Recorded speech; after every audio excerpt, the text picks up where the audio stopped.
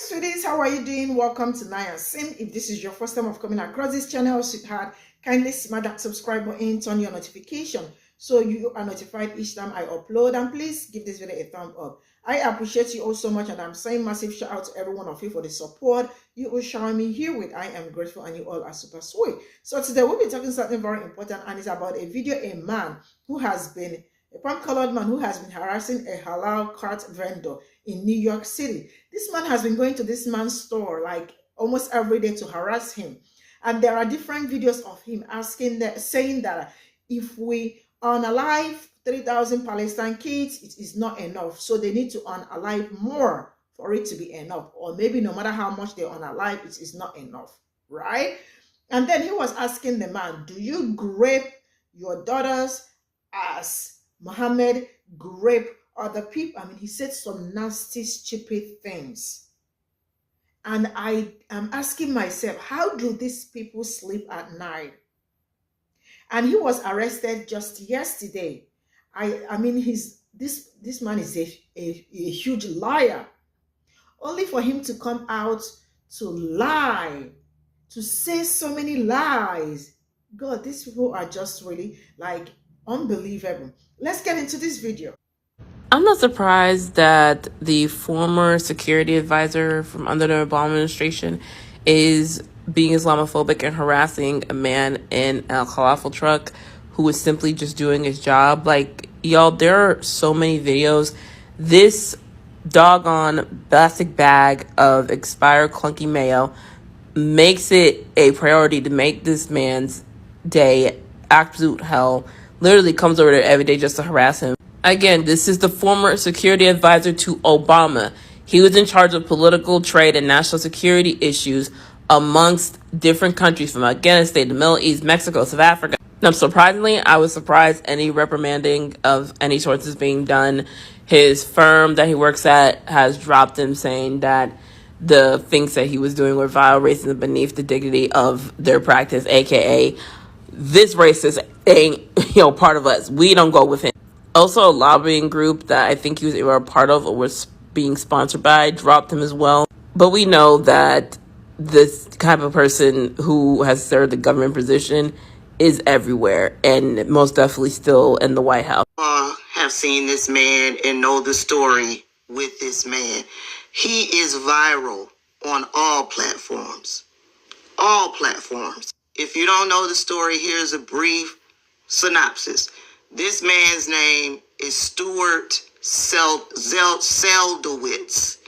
Okay, and I'm guessing he lives in New York. But for the past few weeks, this man has been harassing a food truck vendor in New York, an Egyptian food truck vendor.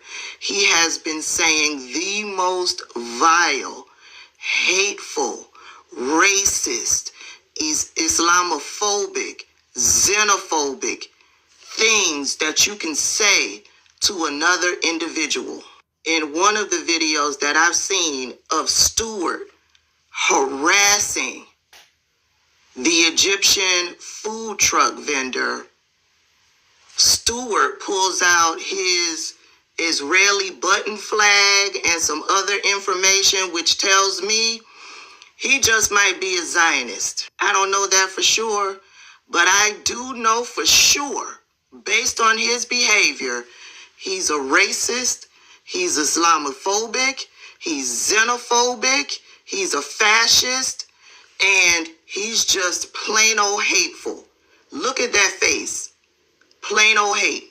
So he's viral because the food truck vendor was recording every time this man stopped by his truck to harass him. Of course, they found out where he works, or he's associated with, Gotham, government, something. They have cut all ties with him because it's vile, the things that he has been saying. They found out that he was a former administrator, some type of way, to President Barack Obama. He sat on committees talk diplomatic relations and trying to create peace over in the Middle East. Clearly, he had no intentions of negotiating peace in the Middle East. He's trending everywhere. Everywhere you go, you see videos over and over and over, many different videos of this man harassing that Egyptian man. And that Egyptian man is just as calm as he can be as he's dealing with the taunts and the harassment and the racism that is being spewed by this man. And the reason why the Egyptian food truck vendor has to remain calm is because if anything were to go down, this man will walk away scot-free, and the food truck vendor will find himself in handcuffs and in prison. So it's not a compliment, all of these people that are saying, oh, that food truck vendor has the patience of Job. Oh, he is so patient in dealing with the hate and the racism. No, if the Egyptian food truck vendor was to open up a can of whoop ass, and rightfully so, on this man, yeah, this man will walk away scot-free, and the food truck vendor will have to deal with consequences. Anywho, now that he's gone viral, he's come out with an apology. Sort of. You can find the story in the Daily Mail. This is the article right here. You notice in all of the videos, he's got on different outfits because this man repeatedly goes to this man's food truck to harass him, to spew hate and racism and fascism, entitlement. Look at his face. Evil. You can actually find the statement that he gives in City and State, New York. So this is what he said. Okay. So he says, I had an understanding that most of the food cart guys in New York are Egyptian, he said. So I said to him, he's talking to the food truck driver. I said to him, this is a tough time to be an Egyptian in New York. Why? Why? He's in New York. He's trying to run his business in New York. Why is it a tough time? I don't get it, but moving on. And so, he moves on to talk about the events of October 7th and then wants the food truck driver to condemn the terrorist organization. He says the food truck driver said he likes the terrorist organization or something like that. So he didn't fully understand what it is that the food truck driver said. And in the videos, when you hear the food truck driver try to speak, he speaks with a heavy accent. But moving on to his statement, if I had to do it all over again, I would not have raised the religious aspect. He goes on to say, insisting that he is not bigoted against Muslims. He says, I don't think I'm an Islamophobic guy. I've spoken up for equal treatment of Muslims on numerous occasions with numerous different people. I'm sure it wasn't when y'all were talking about implementing policy. I'm sure you were on the other side of the coin. Seldowitz said that he's been in multiple arguments with the same vendor, and we've seen all of the videos, but denied allegations that he has had confrontations with other vendors around the city. Yes, I went back because I passed that food cart regularly, and I went back and I had other arguments. So he admits that he goes back to the food cart. Whether he's passing by or not, he goes back and has arguments with this man. And all this man is trying to do is work his business, make his money. He ain't trying to bother nobody. But yeah. That's the apology. Yeah. Yeah. Mm-hmm. Mm-hmm. That's it. An apology, not an apology. Have y'all seen the videos? It's gonna get worse. Listen, I don't stand for Islamophobia. I don't stand for anti-Semitism. Treat everyone with respect. Treat everyone the way that you want to be treated. This man, I don't understand why this man has not been arrested for harassment or a hate crime. I don't understand it. And you got city leaders commenting on this story. Well, please tell me, y'all got the time to comment, but tell me why this man has not been arrested. Because if it was in reverse, that man would have been arrested. He would have been arrested and arraigned already and have a court date for trial already. Because this has been going on for weeks. This man has been walking back and forth by this man's truck, harassing him, saying the most heinous shit that can be said to another individual.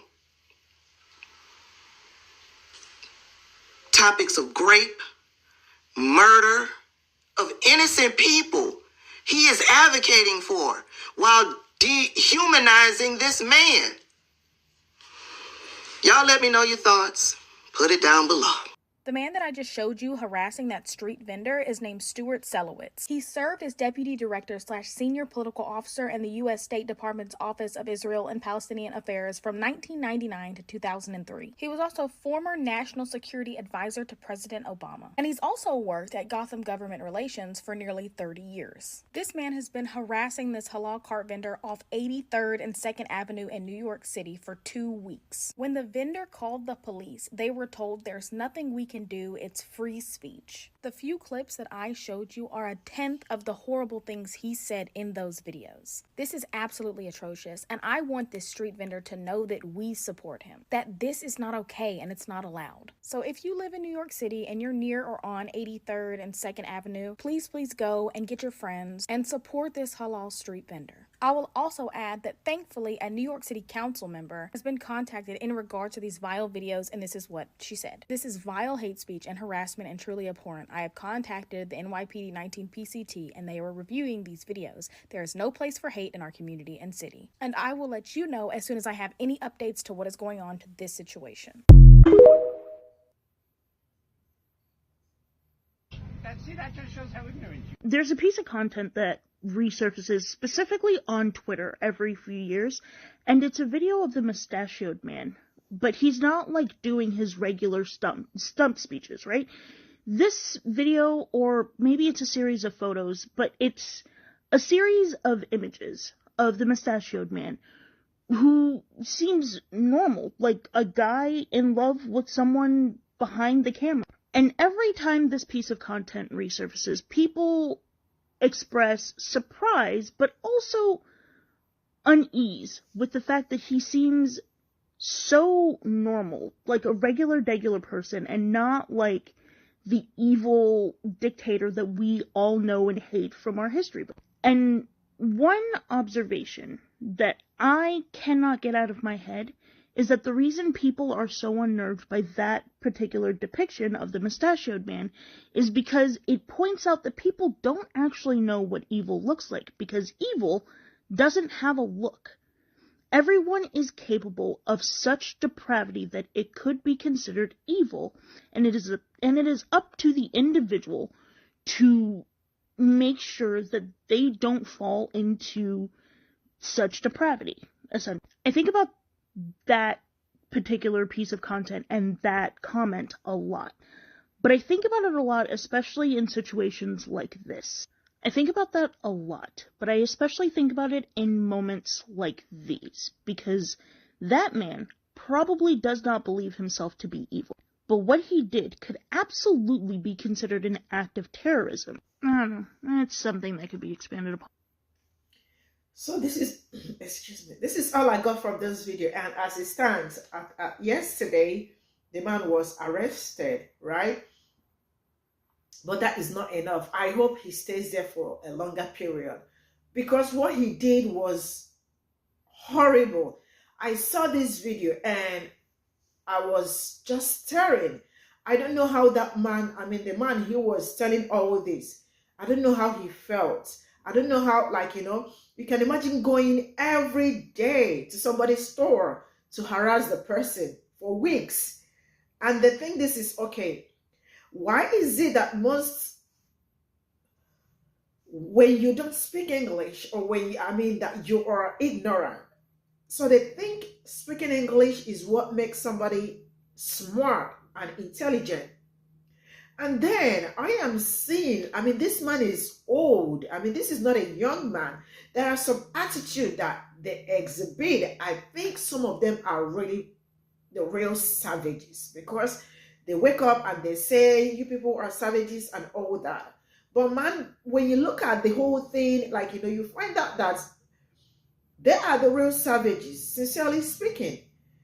They are uncultured, because for somebody to come out and spew those things that he did, I don't think I would like anybody to experience something like that, because that is such a racist act. Asking somebody, do you grape your daughter like Muhammad do? You might be also be graping your hey. And then went further to tell him that if we alive 3,000 kids in Palestine, it is not enough. This really tells you how evil some of them are. They are really very evil and very dangerous, because if somebody can come out to say things like this, kids that you don't know, kids that did not do anything, kids that innocent kids, that really shows and tells you how the Jewish are trying so hard to unseat Black people, because they know the only people that checkmates everything are Black people. They know that, and that's why they are doing everything possible to make sure that they are not anywhere in the Congress or anything, so they don't speak. They already seen what is going on all over the world. They know people are sincerely woke. And a very big shout out to African Americans, because sincerely speaking, they are the first people to see through their wickedness. We don't see it. Africans don't see it. Other people do not understand it, because you all already know, you knew them. So you are always able to see through them. And even before they act, you already knew. If you go out all over social media, the people that are speaking about most things happening in the world are Black people. It's mostly when Black people speak about it that other people and people of color, they wake up.